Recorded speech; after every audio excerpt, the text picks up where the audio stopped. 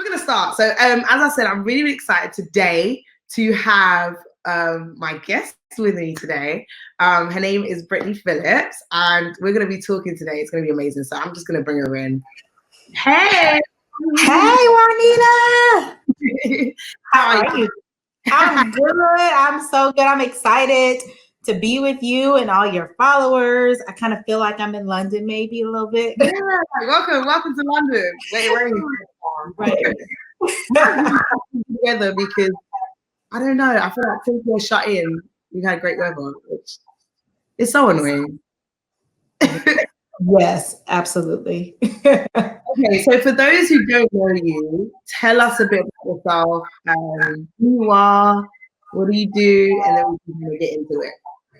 Yeah, so my name is Brittany Phillips, as you see, and I am a licensed professional counselor here in Atlanta, Georgia. I'm in the States, and I've been doing this for about 5 to 6 years now. And when I started out, I was working at an agency and just kind of found my way to this niche of working with individuals who've experienced trauma.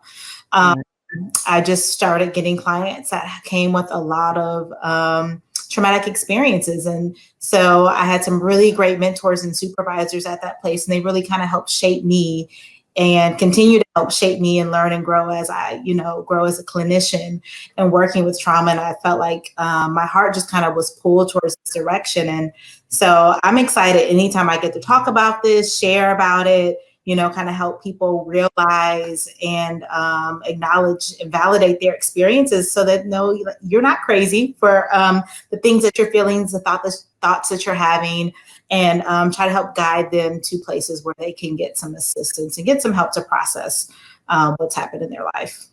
That's good. I love it. Okay, great. So you said that you kind of fell into it and you have come into this place now where you are helping people. Now, I really wanted to do this because one of the things that I'm sure you've come across, especially I would say in the Black community, is this stigma when it comes to therapy.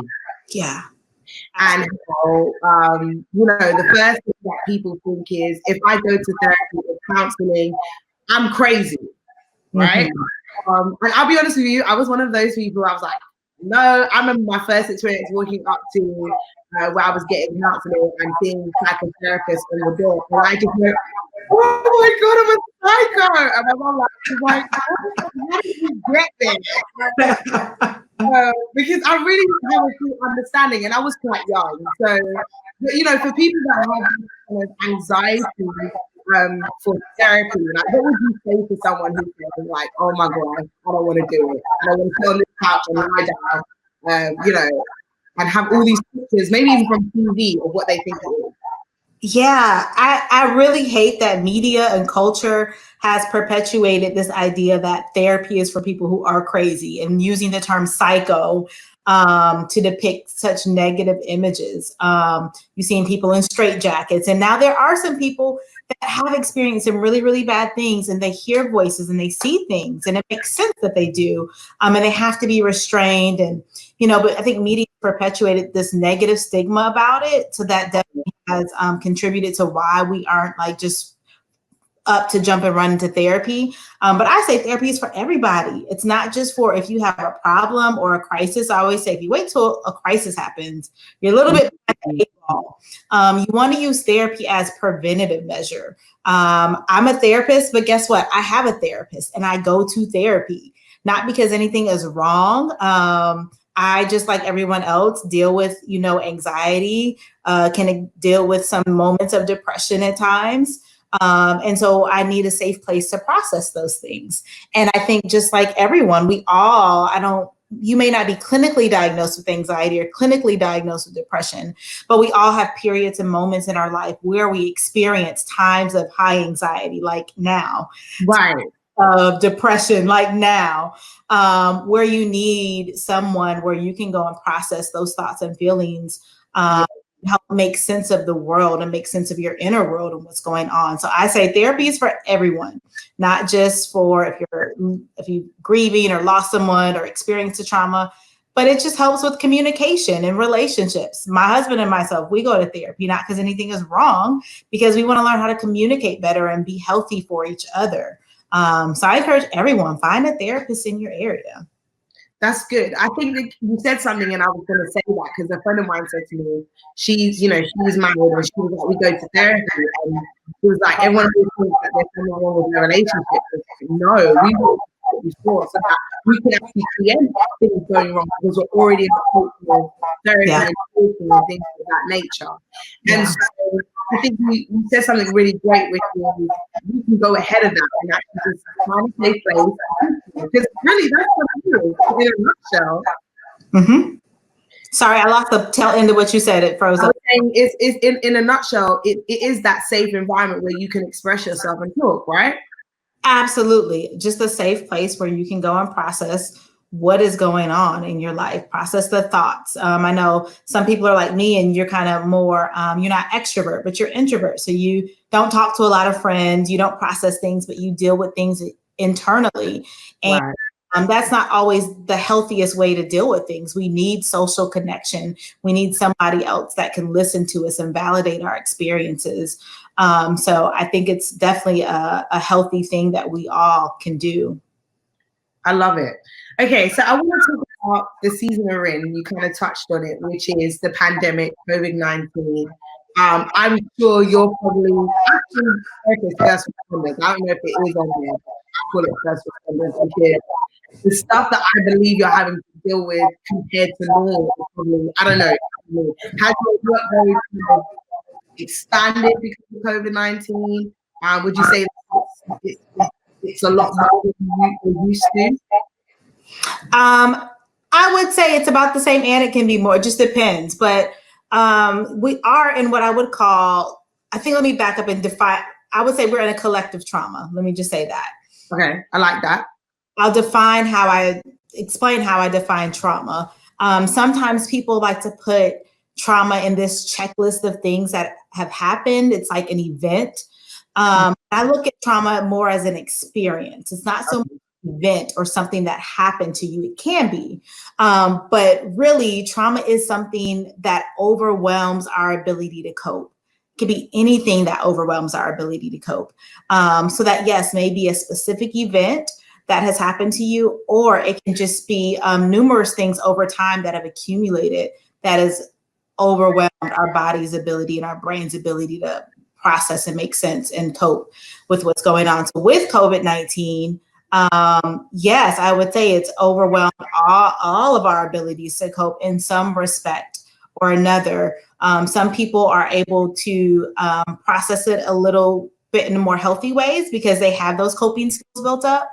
Some people that have experienced trauma before, this may be another reminder of that, and it may exacerbate some of those trauma responses they're experiencing, just because it's, more of those feelings of helplessness, more feelings of powerlessness. It's reminding you of, at that time when I felt powerless before, like there's so many things that are out of our control right now. There's so many things that are uncertain right now.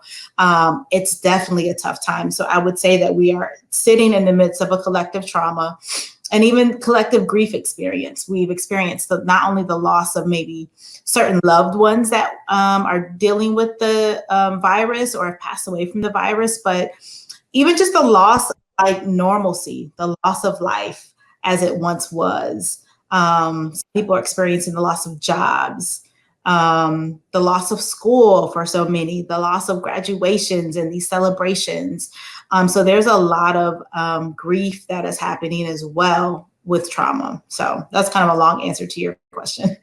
No, I think it's necessary. And I think what you're saying is so strategic, because the truth of the matter is this is a collective thing. We're all going through it. And I think whether it may be some more than others, we are all having to process what's going on. Yeah. So talk to me about that, because I think one of the things I've noticed is going through this pandemic, and this is what I wanted to be transparent, and I'll tell my story in a little while, but I started to realize that there were triggers coming from this pandemic that kind of went back to past experience. So for me, doing long periods of isolation doesn't quite work for me, because it reminds me of the time where I forcibly isolated myself due to going through molestation and trying to cope. So after a few while of being kind of locked up in a house, doing the same routine, it started to have a negative experience on me. Can we talk a little bit about triggers? Because some people may be having those experiences and like, oh my God, where did that come from? Absolutely. Yeah, we can be triggered by a lot of things. And I kind of like to change the language a little bit around it. Because some things that we I think it could be interchangeable. A lot of things that we refer to as triggers are what I refer to as a trauma response. And so it's just a normal, what I call a trauma response is a normal response to an abnormal event.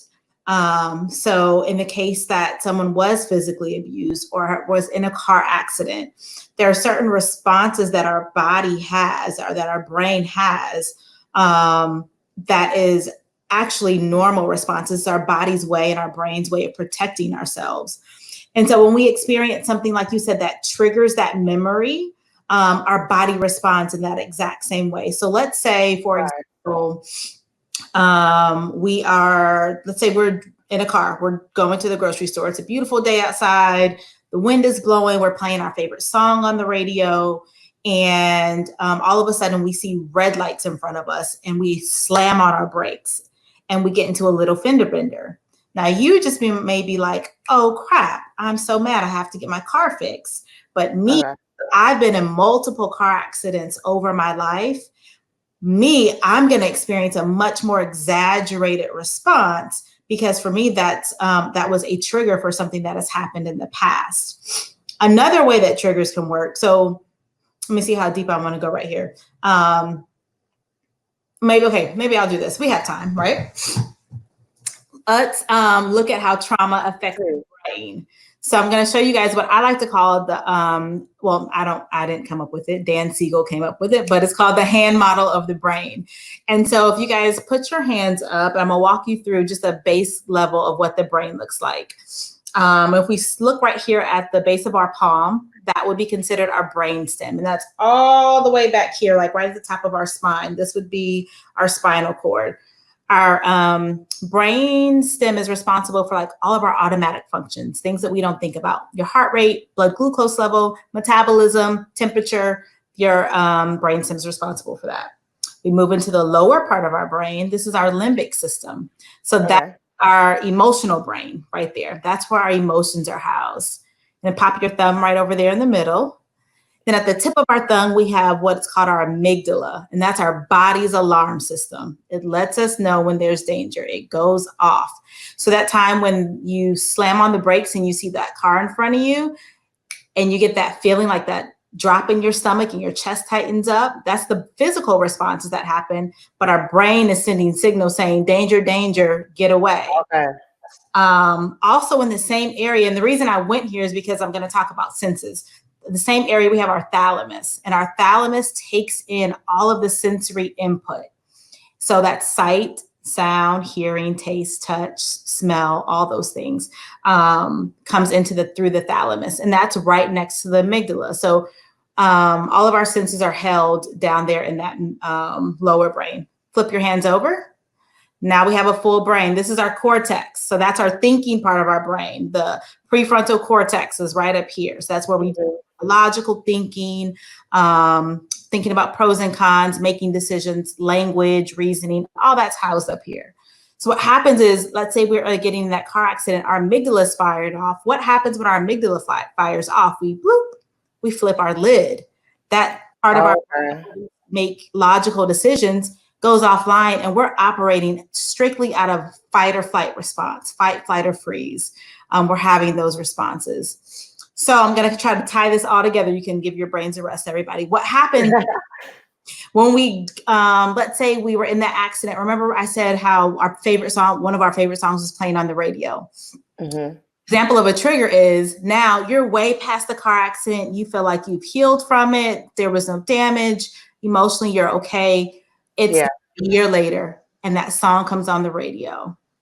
And what happens is your stomach gets tight all of a sudden. Your chest feels constricted. Your breathing is elevating, and you're getting hot and flashing. So your body is responding based off of that song. That song was a trigger for you. Wow. Our body holds on to trauma. There's a book called The Body Keeps the Score by Bessel van der Kolk. Really interested in that. But it shows how our body holds on to trauma. So when we don't go through therapy and actually process those things that have happened to us, I believe prayer is a great tool and fasting is a great tool. But I don't think that alone can heal trauma. I believe in creative miracles. Let me say that. I do.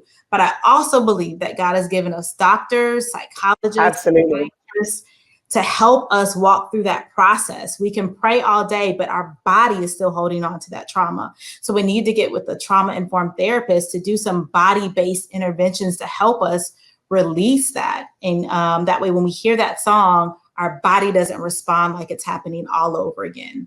So that was kind of a long-winded answer. No, this is good. This is good.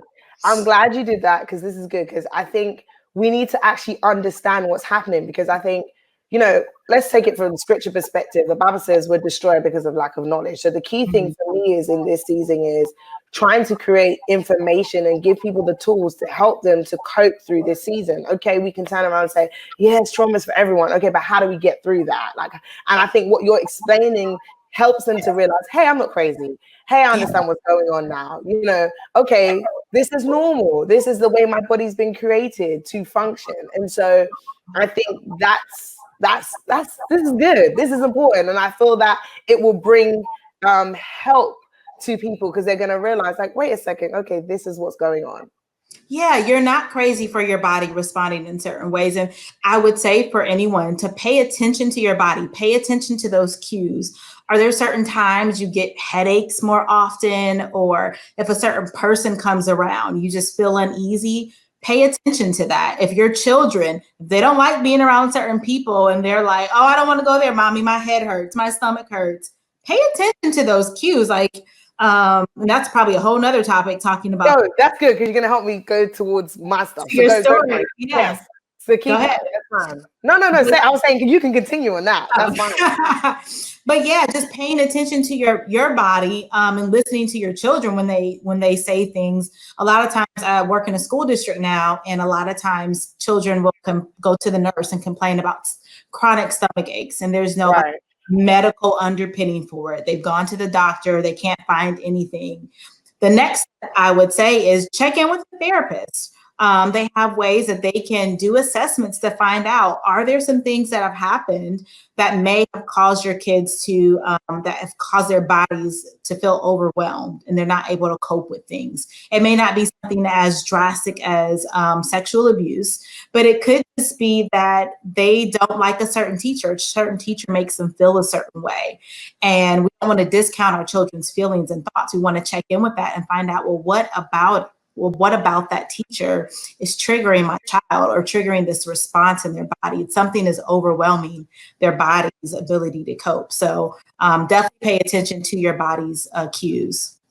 I love that. That's so important. The reason why I say, and you kind of helped me segue into my story, because what I wanted to do today was talk about my story as a basis so that people can kind of see through the story that some of the things that we experienced, maybe like you said, not as drastic, but some of the things that are happening to us, number one, to break that mindset of I'm crazy, but these things are normal responses, but also how do we heal from that place? How do we, it's a journey at the end of the day.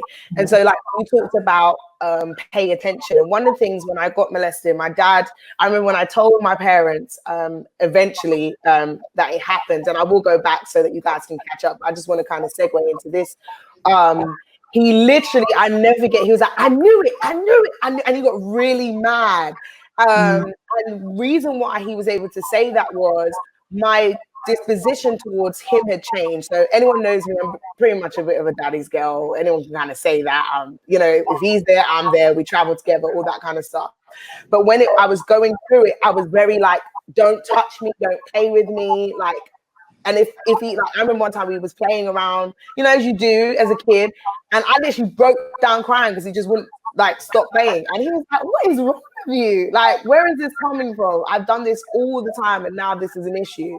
And obviously I didn't say anything because I was being molested, and I'll get to that in a minute. But when it did come out, he was like, I knew it. And because he was seeing different things that he was paying attention to, but because I was constantly saying, no, nothing's happened, no, everything is fine.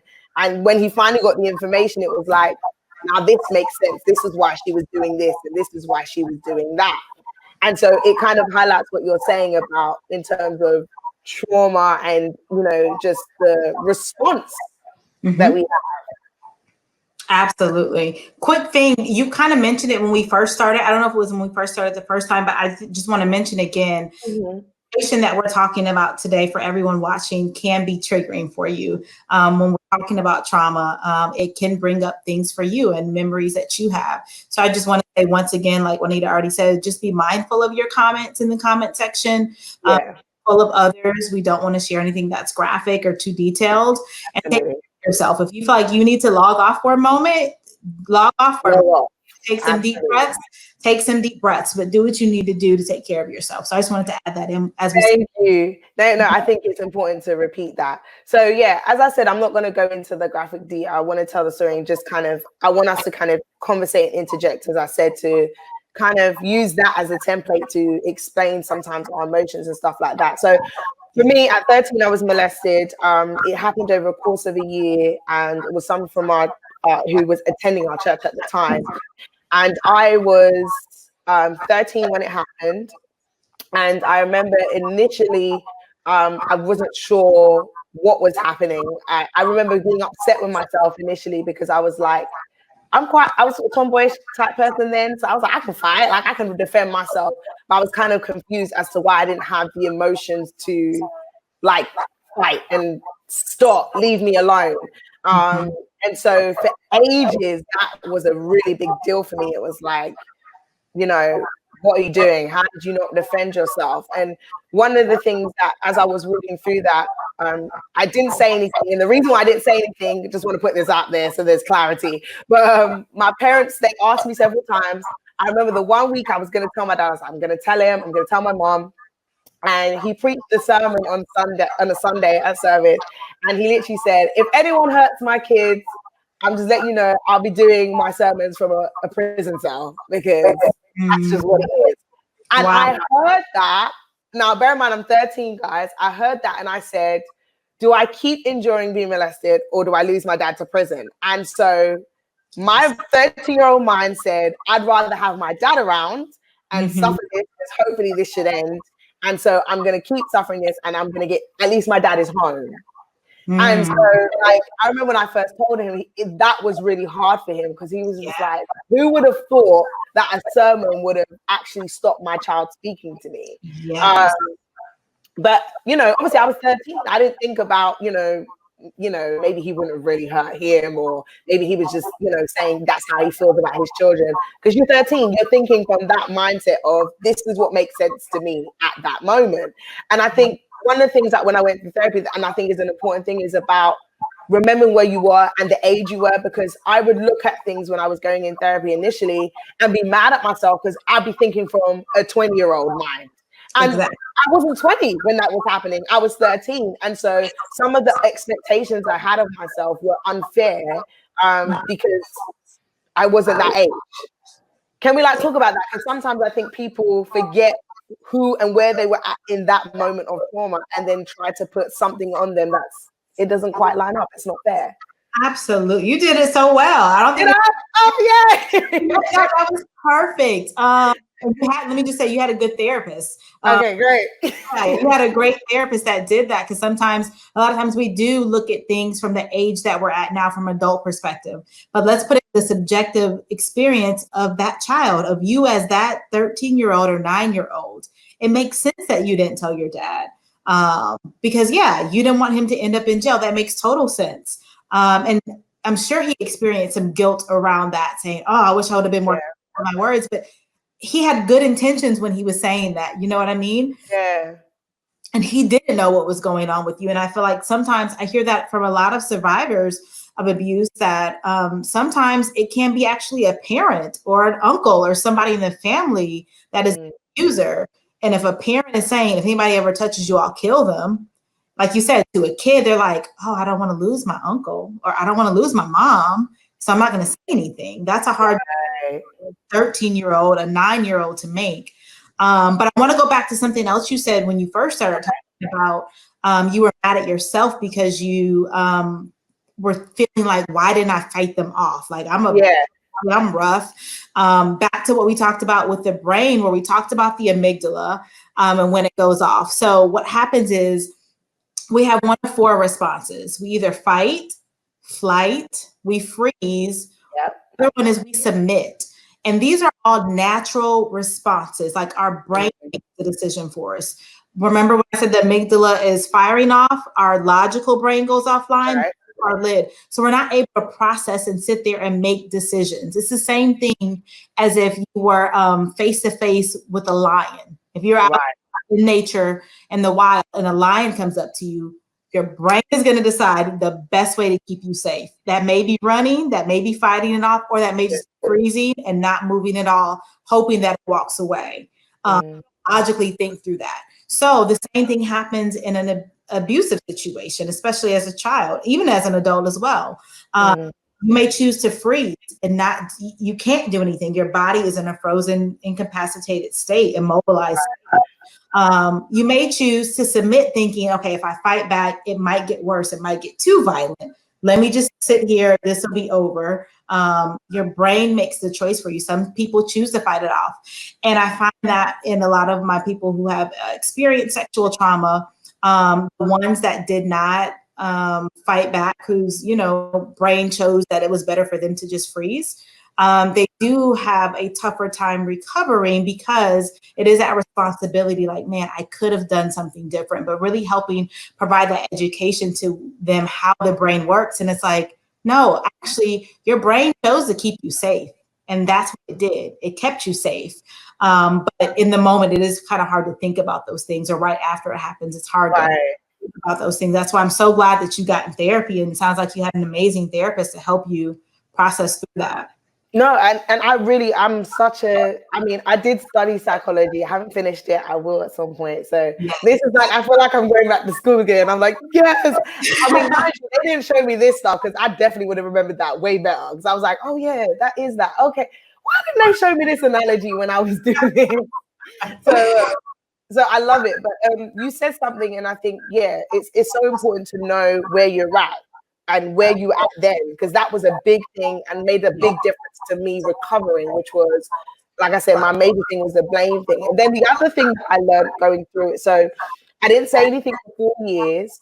In the midst of 4 years of not saying anything, my naturally, and this is what you talked about, different things pay attention. So my exams, like I was a straight A student. At one point, I think I got a D and a U on stuff. And I remember my mom being like, what's this? Like, you don't get these kind of grades. And so I had the pressure because I was trying to let no one know to keep my grades up. Because if I didn't keep my grades up, they're going to start thinking and asking questions. So I managed to keep my grades up eventually. And then it came out. And I remember I came home and it was the most weirdest experience for me. So I came home and I literally remember walking up the driveway, seeing my dad's car. Now, let me put this in context. My dad works, everyone who doesn't know, my dad's a bishop. So he works at the church. He's not normally home during the day when I get home from school. So when I saw his car in the car park, in my mind, it meant two things. Someone's died, or someone's in trouble. Like one of me and my sister's in trouble because he's coming home early. This can't be good. Something is up, basically. And I remember recalling through my mind, like, what did I do at school today? Did they call home? Like, trying to, did I mess up today? Do I need to think quickly?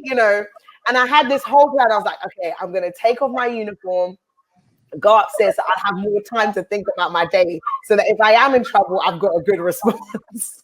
I remember walking through the door, seeing him, and I was like, hey dad, hey mom, and then trying to run upstairs, and they were like, no, come back. And I was like, no, I'm gonna change, and he was like, no. And I was like, man, I don't have any thinking time. Like, what am I gonna do? Right.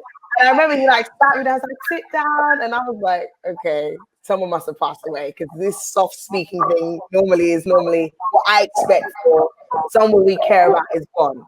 So I'm sitting there thinking, like, who passed away? Like, I didn't even, no one's sick, so who is it? And he was just like, we want to talk to you about something. And this individual had done it to somebody else, so it forced it to come out. And I remember saying, you know, did this individual do anything uncomfortable? Did they touch you? And I remember just breaking down. Like, I didn't even talk. Like, I cried. I don't even remember if I said yes, to be honest, but I broke down. And I remember feeling like, finally, the secret's out. Like, oh my God, I don't have to carry this anymore. And I was breaking down, and then we talked a bit, and they just told me all the different things that were happening and what to expect going forward. And I was like, that was probably like the best evening ever. Like, I was so happy, and I'm sure I probably confused them because I was like smiling. And I think I didn't realize how much carrying a secret like that tore me up, because I told my parents everything. Do you know what I mean? So it was like really a struggle to hold that for that long. And so I kind of wanted to explore that, because I didn't realize until it came out how badly it was affecting my personality, until I remember my parents just thinking, like, she's back to normal, like literally overnight.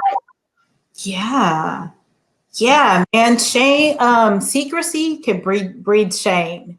And so when you're holding on to something that magnitude, it definitely just breeds more shame in you. And it's like, oh, well, I've already waited a month. So why, if I tell now, nobody's going to believe me. And they're going to ask me, why didn't I come forward sooner? And the time passes, the more shame you feel about it. And, you know, it is a very dangerous thing. And I believe it's definitely a tool that the enemy uses us in bondage and to keep us from experiencing freedom.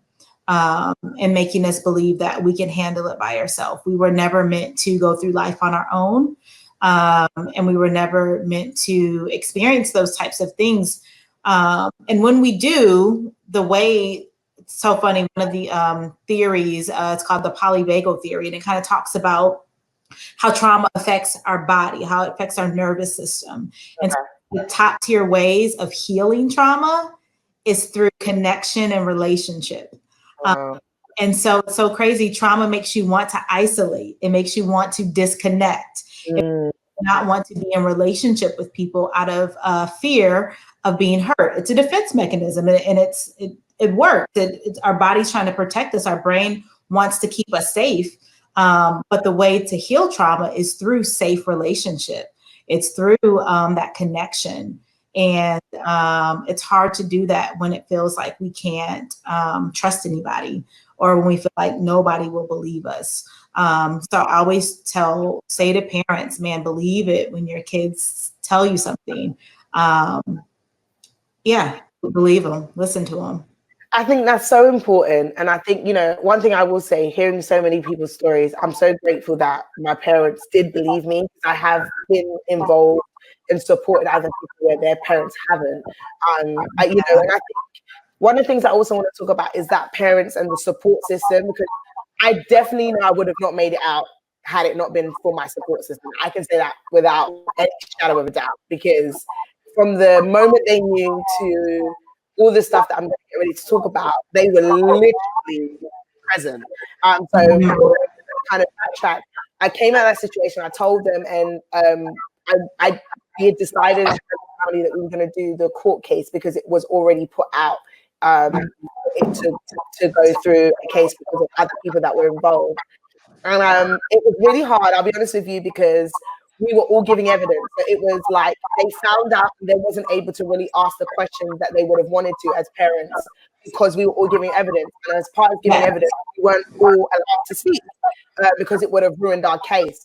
Yes. Now, that did affect my healing process. And I know that now because it meant that now I've gone from being free, I've let the secret out, and now wait a second, I can't talk again.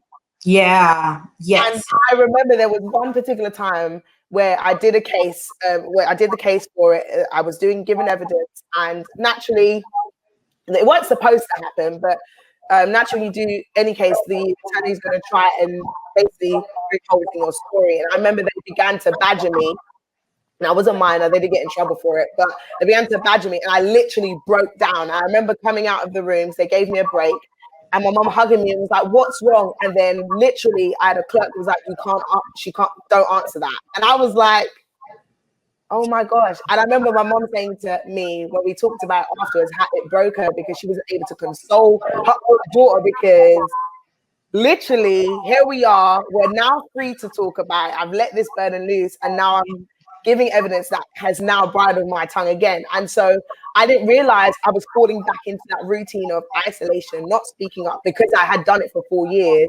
Yeah. This is now becoming a natural response. And so even when we came out of the case, it took a while for me to want to even start to speak again because when I should have done it, I was not given the freedom to. So I kind of want to talk about when the responses and things like that. Obviously mine was quite unique because I was giving case.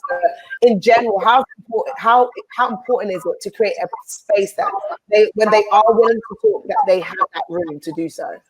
Absolutely, super important. For a lot of people like yourself, the trauma didn't stop at the actual event, at actually being molested.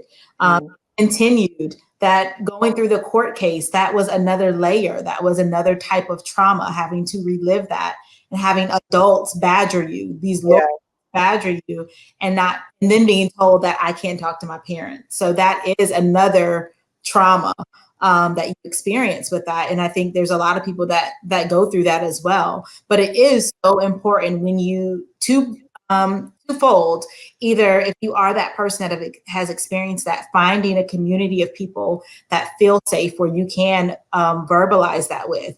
Maybe you're the person that tried to talk to your parent and your parent didn't believe you and they didn't listen to you. That is damaging and that's hurtful. And that is another type of trauma that you experience. But there are people out there that will listen and that will believe you. So find that community of people. It may be a group at your church. It may be some ministers. It may be a support group in the community that a counselor offers. But talking about it is so important. And if you do have that safe place in the home, and if your children have that, if you find out that your children have experienced something like that, creating that safe space, not questioning your children, like you said, especially if there are court cases involved, you do want to listen and follow the guidelines of, the attorneys that have set forth. But just providing that space and being there, not questioning your children too much, letting them bring it up to you. I feel like if you just provide a safe environment and just get inquisitive and play with your kids and get involved with them, they'll start talking. The more that they feel safe and loved, the more that they'll begin to share with you. But I think the more that you badger and question them, that's when they start to feel unsafe and they just shut down and close up and they won't share with you. So for a lot of our parents, I just tell them, hey, release it. You got to take your hands off of it. And especially for my Christian parents, like, hey, pray, let God do his work. Be completely present. I think that's the biggest thing, being present for your family, being present for that child, and being available for when they are ready to come and talk to you about it. I love it. I think this is so, I'm seeing the comments and people are like, oh my gosh, I can relate to that. I'm free. This is freeing me. And I think for parents, again, this is so important because people always concentrate on the one that's gone through the trauma and don't think about actually how that trauma has now given parents trauma, because here it is that my child has gone through something and it's devastating their world. They, like you said, they may blame themselves. They may feel like they have not done their job. And one of the things that I had to explain to my parents, and I said and reiterated, and I know they got it from other people too, which is, hey, there was nothing you could have done to stop that happening. At the end of the day. And that was one of the things we had to learn, things about grooming and things that nothing I did warranted that behavior. There was nothing that Juanita did that made me a target other than me. That there was nothing that was a case, because people come out of that and they think, well, maybe if I did this better, or maybe if I didn't present myself this way, and don't realize that no. Yeah, no, that's nothing that you did. And it takes time to get there. Like when a person comes into my office and they say, I've experienced this, and it was my fault. As a therapist, it's not my job to tell them it wasn't your fault, because they're not going to believe that. I have to validate their experience. I'm sure it seems like that was your fault. Walk them along the process. You may have friends that have experienced in that. And just by telling them, oh, don't believe that. That wasn't true. It wasn't your fault. Be invalidating to somebody who really feels like, if I only did something different. People have their own process that they have to go through, and we just have to be willing to be patient and walk alongside with people. Sometimes we have a trouble with walking alongside people. We want to lead them where they need to go. Yeah. And it's not always time to lead, especially if you are a person that's in leadership and in ministry, and you feel like it's your calling to lead them somewhere. Sometimes our job leading looks like walking alongside them and just being with them in whatever state that they're in. This is good. This is so good. I'm like reading comments. Oh man, this is so good. Okay. Where do I want to go? Okay. So